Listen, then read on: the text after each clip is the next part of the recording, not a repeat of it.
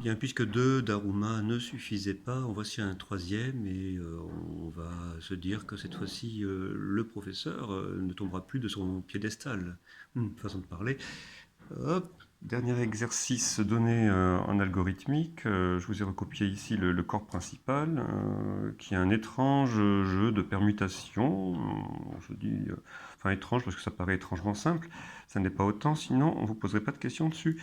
Alors, regardons en quoi réside la subtilité. Je vous ai dit de traiter en fait ceci sur des exemples. Un que je vous ai imposé où on va rentrer dans les variables a et b les valeurs 4 et 11 respectivement.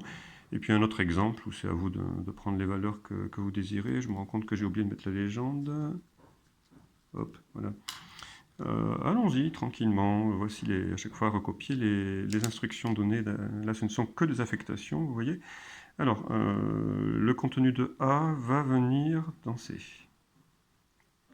Donc 4. Je vous rappelle que les autres contenus n'ont pas changé. Le contenu de B, à savoir 11, va venir dans A. Autrement dit, 4 est effacé et remplacé par 11. C'est toujours 11 que nous trouvons dans B, C, on n'y a pas touché. Et puis enfin, c'est le contenu de C qui va se retrouver dans B, donc qui efface le 11. Oups. Et le reste n'est pas transformé. Donc voici nos nouveaux contenus de A et B. Je fais exprès de ne faire pour l'instant aucun commentaire. Bon, boum, alors un autre exemple, faites comme vous le désirez, je sais pas, allez, je vais prendre pi et racine de 2. Ça me prend des fois comme ça. Alors, le contenu de A, pi va aller dans C. Les autres ne sont pas transformés.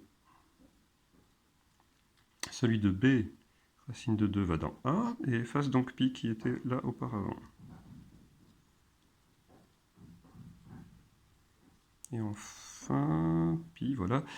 Le contenu de C vient dans B, donc c'est dans B qui efface racine de 2.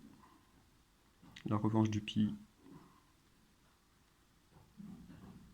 Et donc voici les nouveaux contenus de A et B. Au début, à la fin. Au début, à la fin. J'en reste là parce que j'attends vraiment vos commentaires, surtout si vous n'étiez pas arrivé jusque-là. À une prochaine fois.